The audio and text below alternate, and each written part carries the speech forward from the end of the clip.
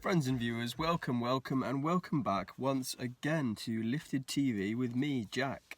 So in this video I'll be talking about the 5 best tips that I think are the most important for self-haircuts that I've come up with over the past 2 years of giving myself self-haircuts. Okay, I'm hungry and I need a cup of tea, so I'm gonna go inside.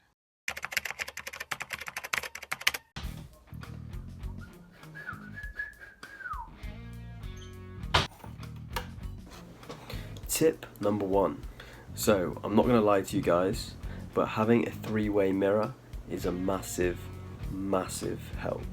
Don't get me wrong, I've cut my hair without a 3-way mirror when I first started cutting hair, but to be honest, it's just another hardship to add to the long list of hardships that already exist when cutting your own hair. It is very possible to cut your hair without a 3-way mirror, but guys, why make life harder for ourselves? And if we can make things easier and not have to worry about mirrors and just have to worry about cutting, then we're definitely going to come out with cleaner results. But here you go guys, here's some actual footage of me trimming my hair without a 3-way mirror, with a handheld mirror 2 years ago, when I was doing my first trim, my first recorded trim. So here's some footage of that. So the 3-way mirror I use nowadays is called the self-cut system. It hangs on any door, really conveniently. It's a very professional bit of kit, and it does retail at about $150. And I'll drop the link down below, but it's an American website. I can't deny it's a great bit of equipment.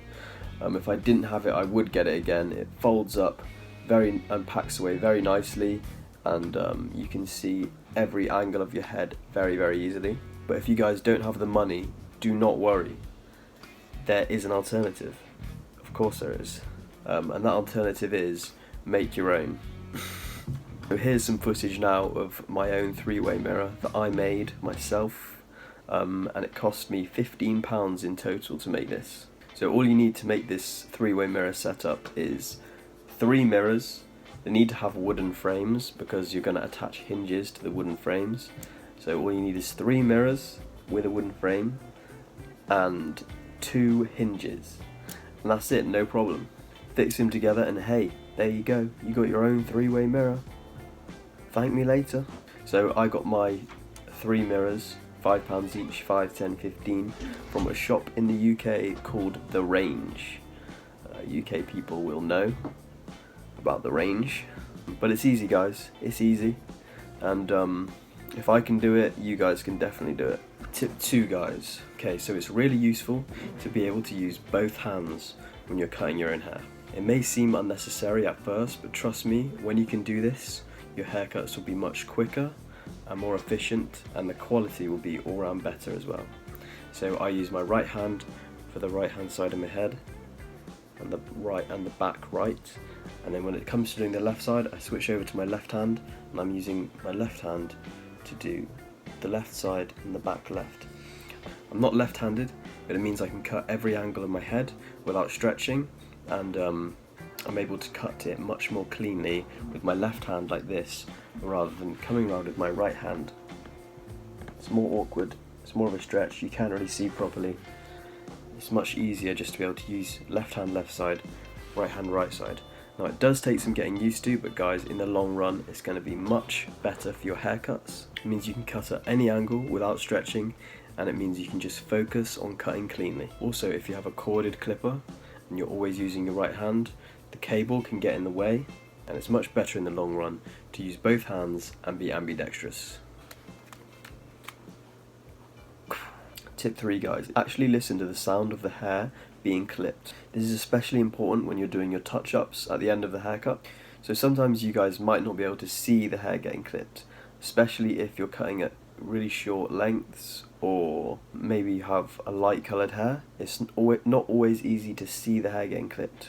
It's at this time guys when you need to pay attention to the sound of the clipper, and if you can't hear hair being clipped, that means you're using a too long length and you need to use a shorter guard or close the lever up until you can start to hear the hair getting clipped. This is a useful tip, as sometimes you might get lost and not remember which guard you used last or which guard you're supposed to be using. But always remember, guys, remember this. If you don't know which guard to use on a certain spot, try a longer guard first.